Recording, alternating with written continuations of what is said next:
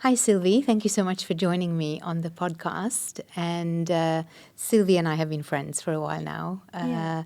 I'll let you introduce yourself. Thank you. I'd really thank you for having the conversation with me. Well, I'm a trauma-aware practitioner who also works through somatics. Yoga is still a very dear tool to me, which helped me a lot to get to the point where I'm at and to expand my practices, my knowledge with psychology. And Amazing. I really adore our friendship because not only because I got to see your seasons, but also your expertise when we talk about integration, how we can bounce ideas, that you really have a true and good background, not only through education, but lived experience in the field. Thank you. Thank you for that.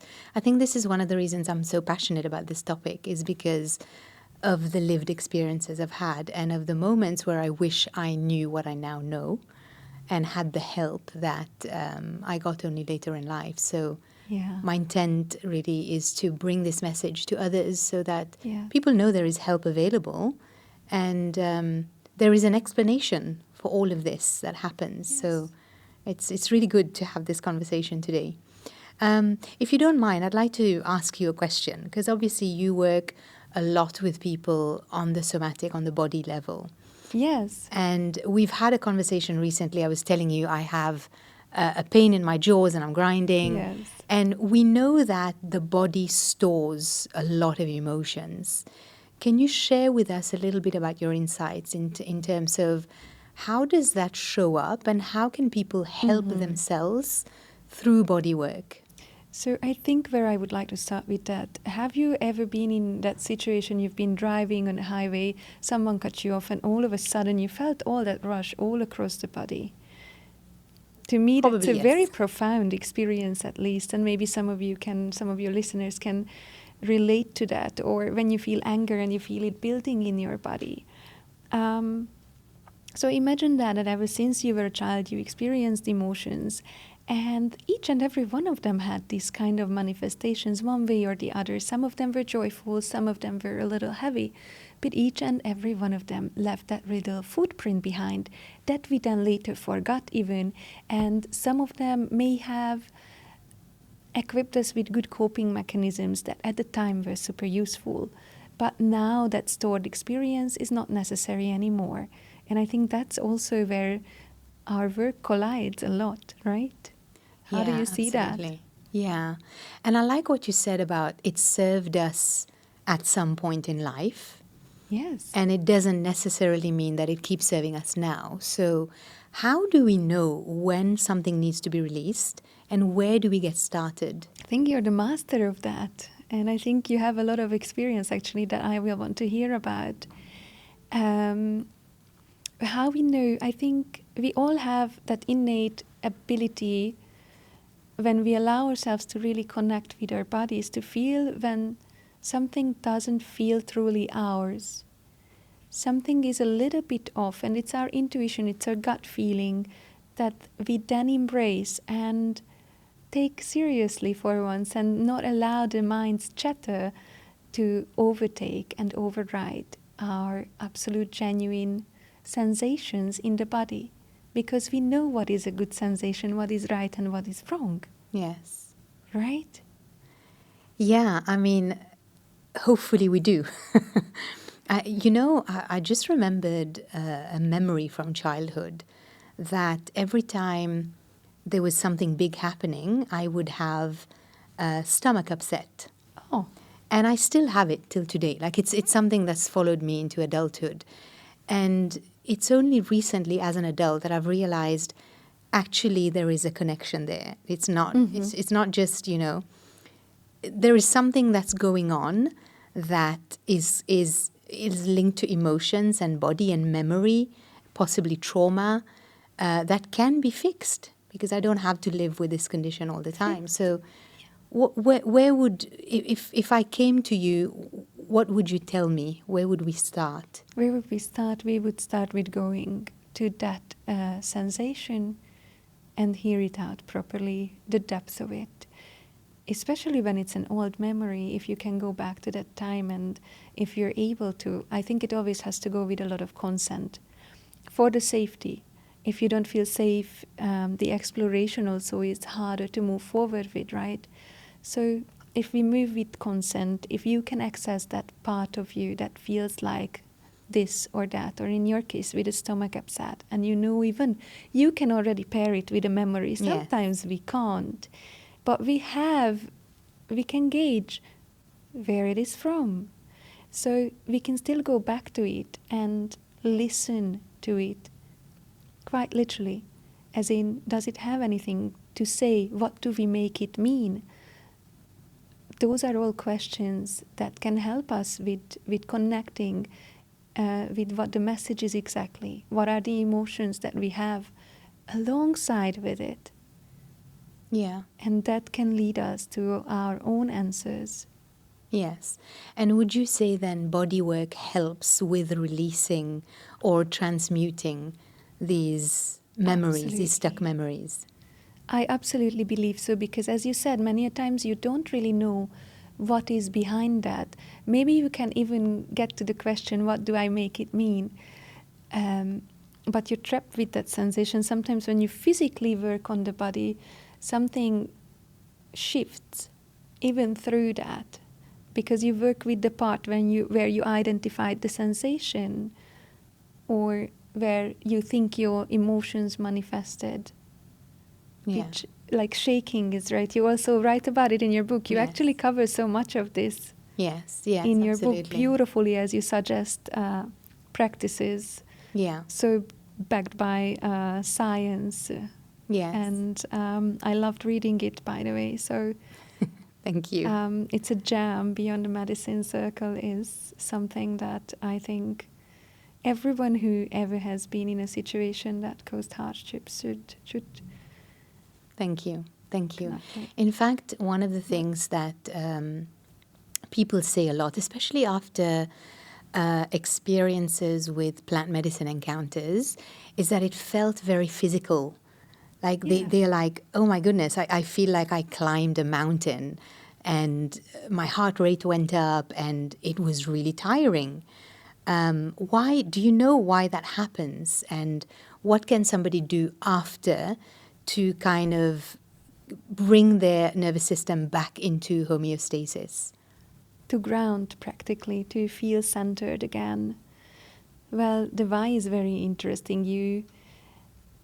Research even shows that when we imagine something, even in our dreams, our muscles get trained through it. We actually have it as a bodily experience.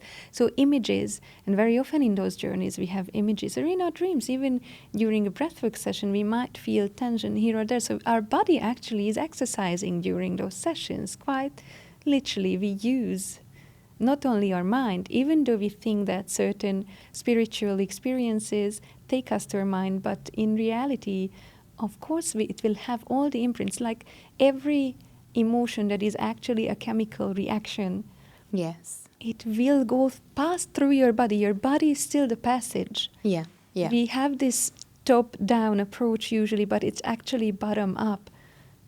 Yeah, absolutely. I love that. We sometimes, when we are chasing peak experiences, we think that we're chasing it because we want to feel differently, because we want something in our minds to change, but we forget that the body is carrying us. There you go, yes. And it's the vessel. And that we make sense through what the body is experiencing. Everything you see, you hear, it happens in the body first, and then this machine makes makes all the trouble. Yes, absolutely. And this is why it's advised to consider your state, your health, your physical health, before you do any sort of experience which might put you in a non-ordinary state of consciousness. For example, if you have high blood pressure, or certain heart conditions, because your heart rate goes up, you may have muscle spasms and so on and so forth. So it's a really important consideration for people to consider when doing any sort of spiritual work, because it's also physical work. Yes, and by the way, and I'm sorry that I'm referring to your book so much, but I loved it because I think it shows also how you're just the whole of the expertise that you have, that you don't just look at one element or the other. You really bring together something that is actually holistic. So I felt that the word holistic is beautifully represented in the book, maybe without being said. And you do actually suggest a lot of those grounding exercises that I myself love. Which one would be your favorite? For me, my favorite is to go and walk barefoot outside. It's always been an easy, first of all, I just remove my shoes and go outside. And it's always been immediately grounding for me. Like whenever I feel like I'm off center, walking barefoot is always, immediately I kind of just feel like, I can breathe a little bit more calmer. And it's simple, right? It's a simple little thing.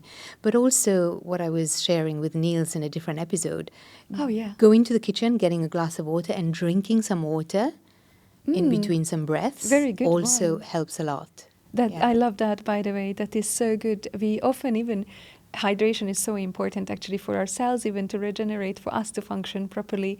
Everything that goes on in our body needs actually that hydration, and we so often forget. So I love this for many reasons, not only the grounding. Yeah, absolutely. Yeah, wow, thank you. Thank you for reminding me. So in terms of integration, Szilvia, when we talk about integration with the body, so we talk a lot about integration practices such as journaling, talking to a friend, a coach, a therapist. But what does integration with the body look like in a structured way over a period of time? Mm-hmm. That is learning to live also with sometimes one sensation that is paired with certain kind of experience. It doesn't go away, it resurfaces. So how do we hold space for us, for ourselves?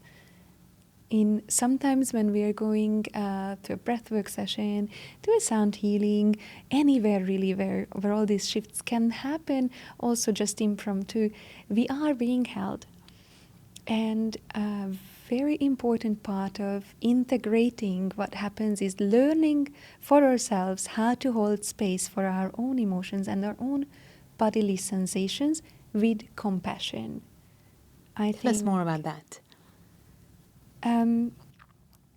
All right, so that is really building the relationship with yourself. And even though you would think, oh, but it's in my body, it's a sensation, like, no, I have a toothache, I go to the dentist and they'll prescribe something and the toothache will go away. Sometimes it's really just that simple. Yeah. But sometimes deep down we all know that this is trying to teach me something. This is not just a simple sensation. Yeah, yeah. And sometimes people talk of phantom pains. Yes. Which you go to a So doctor real. and there's nothing that comes up as why you should, physically have this pain, but you feel it. And you know where this expression comes from, right? This expression emerged when people, you know it very well. After amputations, people still felt their limbs or yes, absolutely. body parts alike that were already missing. So yes, yeah, absolutely. the mind is beautiful in making us feel things. And we are then the meaning makers. I think in the last episode you talked a lot about making meaning. Yes. Right? Yes, absolutely. Creating meaning from new insights that we've learned. And, that element of the body is so important because, again, we are such thinking beings and less naturally... actually, we are naturally feeling beings, but then we get socialized into become more thinking beings. And then, it's easy to forget. Like, for example, we walk with shoes. We are, how often in a day, in a week, are we outside in nature, in a river, on the soil, in the sun, hugging trees? It's become in the Western world, at least in the industrial world, it's less and less. So we forget actually that the body is the main carrier. Yes. And I think to hold space for it, to go back to answer your question, is that capacity to, even when it's pain, to go there where from that pain maybe emotions or other memories arise, and to be able to stay with it, so to care for it, to go deeper and deeper with an inquiry. And I think it's important. That's why also it's really good to have an integration coach like yourself, because it's really good for you to do it with someone. Sometimes ourselves, we only get so far. But when there is someone also with us to hold us, we can learn a little bit faster. It's like an accelerator. Yeah, absolutely, yeah. We learn how to be with it, how to actually go to the bottom of it. And then even when you're alone in your car and something suddenly overtakes, you're familiar, you're fine. You talked about it again. Oh my God, so many gems. How to make your nervous system feel safe through the experiences that are arising after your peak experiences. Yes, definitely. I remember when I first started working with an integration coach, I didn't know that at the time, but he's actually a bodybuilder. So he's been a fitness coach for a number of years, very successful in his business, and he's competed in a lot of bodybuilding competitions in the US. So he put me, as part of my integration, we were doing a two-pronged approach. So on the one side, I was able to talk through stuff that was coming up, and on the other side, he actually put me on a fitness protocol. So it was 3 times going back to the gym at least. He showed me little things to do with my body when I feel overwhelmed. So, for example, he said, whenever you feel the sensation of fear or it's too much coming up, close one eye and look at the edge of your nostril on the other side and just focus on that for a few seconds. And at the time I thought, that's a bit dumb. I mean, how does that work? But actually just the thought of stopping and mechanically coordinating my closing eye and looking with the other eye on the other side of the nostril actually helped. And it was simple. Like, it can literally be, and this is why people do tapping, for example. Yes. Like, tapping is a great way to just say to your body, I'm here and you're safe. You're here, you're safe.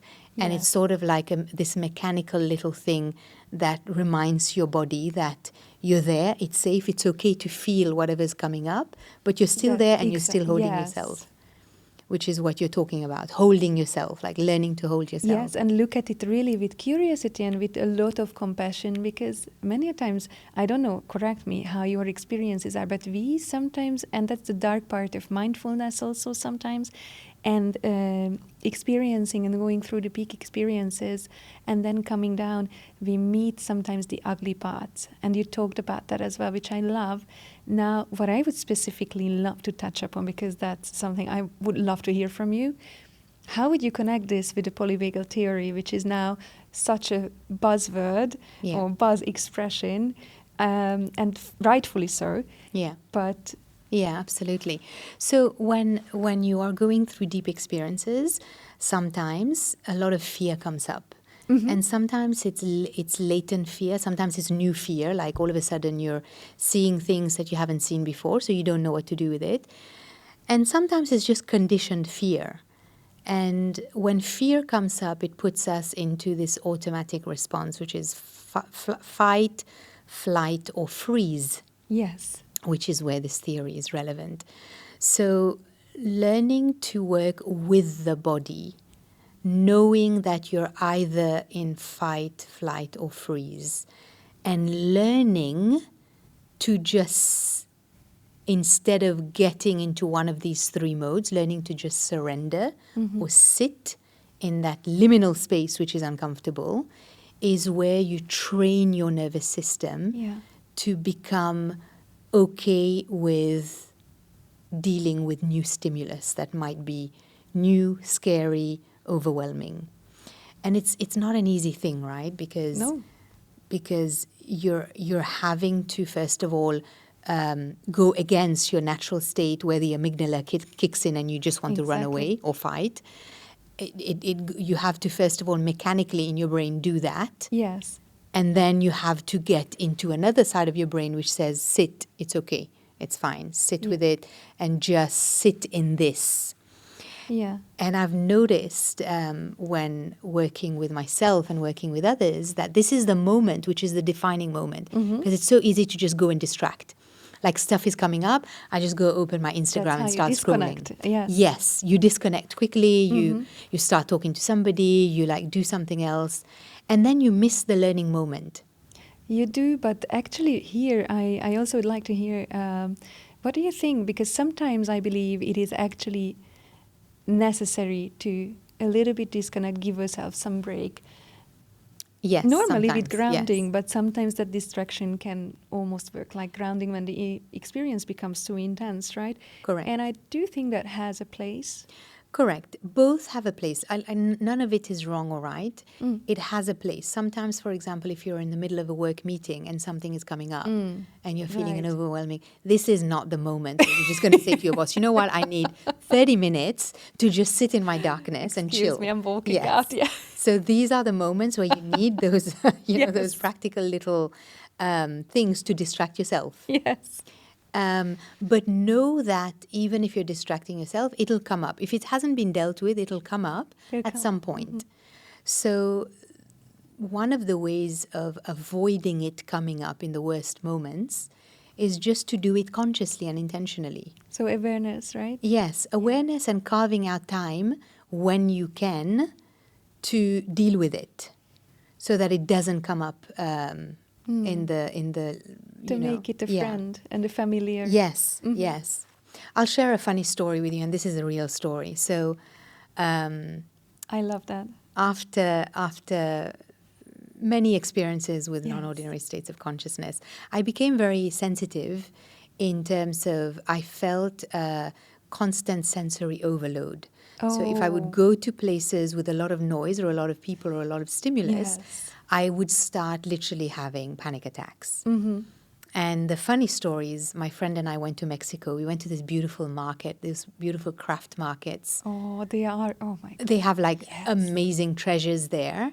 And within the first five minutes, I started panicking because everywhere I looked, it was just it felt like there was too many things to look at, and my brain wasn't able to look at all of them. And what did you do? I ran. I called my friend. I said, I can't do this right now, and I need to run. So I ran out to the market. I booked a taxi. I went back to the hotel. I called my integration coach. Oh, my God. And, okay, good. And he said to me, close the curtains and just close everything off and just regulate your nervous system by just being by yourself, and then keep talking to me. So I spoke to him. That's amazing, though. And that, but I was gutted as well because I wanted to be in that market and there were so many things to buy. Yes, that's why we want to learn, right? I think. To then next time when you're at the market. Correct. Yeah. Correct. So for me, that was a big learning moment because I would like to be able to deal with multisensory data without feeling the urge to run. Because that was literally flight, So continuing your story, where are you at with it now? I'm sorry. So no, not at all. So recently a colleague said, let's go to Global Village. Amazing. Oh my God, sensory overload at And it. absolutely. And my first reaction was, I can't deal with this. But then after we chatted and she was explaining to me how she has a system, like she gets dropped off at one point, then she gets picked up at the other point where she doesn't have to do the road again. Okay. So and she only goes to certain places, for example, only to a few spots where the food spots are. And as we talked through it, I started feeling like I can handle this and let's go together and lead the way. That's amazing. So if I take away me having to make decisions, yes. if I take away me having to think about where to go, yes. and if I take away the not knowingness of we don't know where we're going to go, and accepting support also, I think that's a big one. Did you give yourself credit for? I did, and I said to her, as long as you're leading the way, I think I can do this. Oh my God! So it's baby steps. It's that's baby actually steps. Not even. That's a huge step. Yes, and that's where the body matters so much, because all of this is happening at the body. Like cognitively, I'm understanding all of this, but my body is reacting in a different way, right? And you feel rushes. You feel correct. yeah, right, you can drop back into that feeling. And Yes, yes, absolutely. where do you feel it? In my stomach, always in my stomach. It always goes into my stomach, usually. And then with the, There it goes. and then it rises up. Then it rises up to the heart, and then Uh-huh. heart rate goes up and all of that. So, So how do you know it's not what you want? Just to go back to revisit through your own example where we started.